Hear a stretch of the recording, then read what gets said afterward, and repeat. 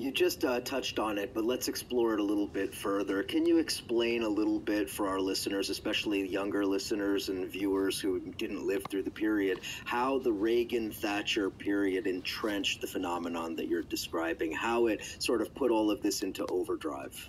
Well, let's begin in England. After World War II, the government of England had undertook a huge public housing program, and they developed most of the basic utilities as public enterprises so that they could provide telephone service, railway service, bus service, and housing at a low cost. Thatcher said, let's sell everything off.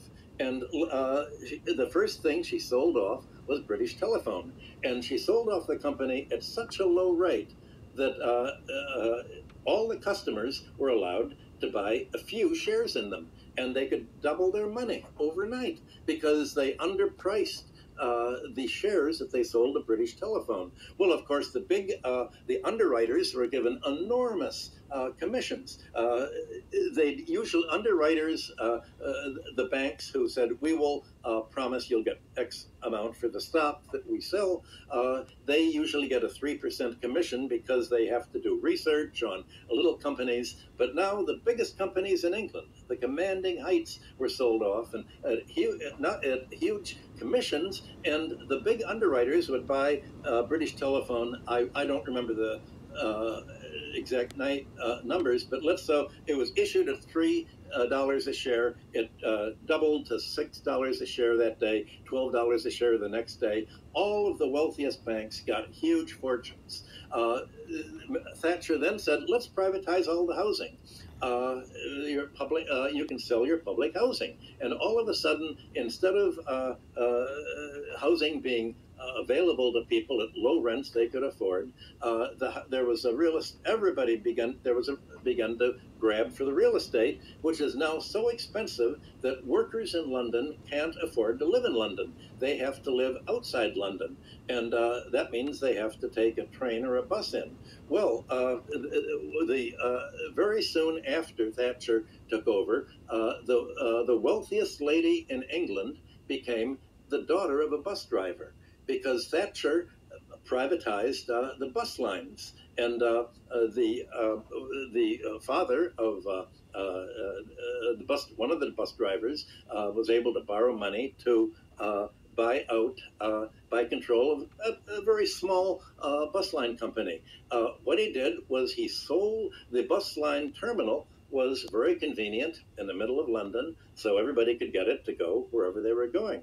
He sold the terminal to real estate speculators, made enough money to pay off the money that he'd borrowed to buy the bus line, and moved the terminal way to the outside of London, so you had to take a long subway ride to get to the bus line. And he did this. He bought up all of the different bus lines, and all of a sudden it became much harder to take a bus in England. And of course, once the bus line was privatized, they cut all of the services to smaller outlying areas of London, or areas that weren't making a profit, and there weren't many buses going many places. Same thing happened with the railroads. They privatized the railroads. Railway service went way down. The prices tripled.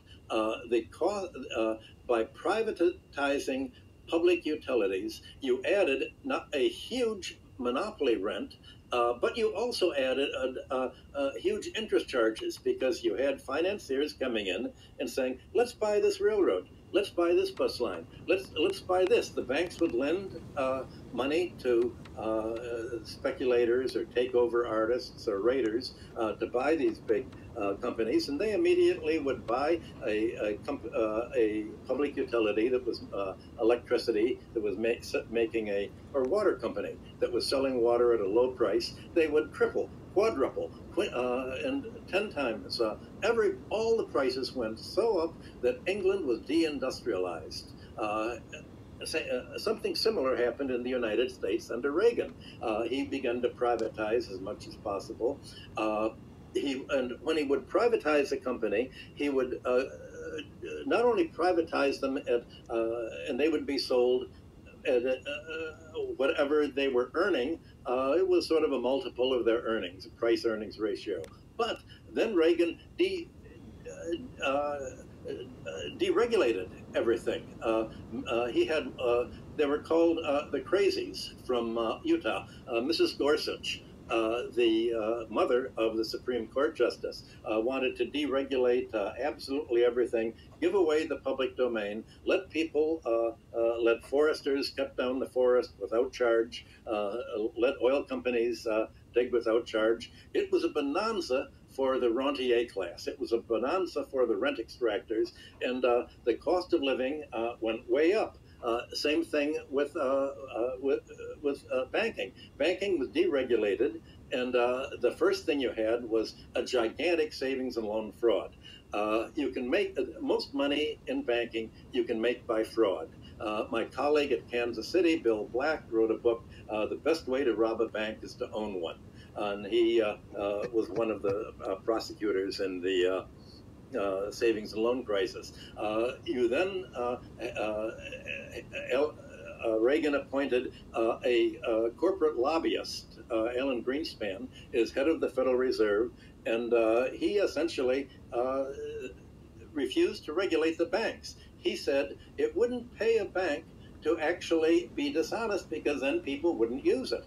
Well, if a bank dishonest, and you're a robber, that's the bank you want to use. You want to say, I want to buy money so that I can buy up this industry, triple the prices, and hurt the economy. That's how I make money. And there was no oversight. There was no idea of the public interest. And that's what neoliberalism is. If neoliberalism means there is no government, then there is no public agency that's looking for the public interest and trying to shape the market to serve rising living standards, lowering the cost of living, and promoting industrial growth. You have really a reversion to what life was like before capitalism, and it's something like neo-feudalism.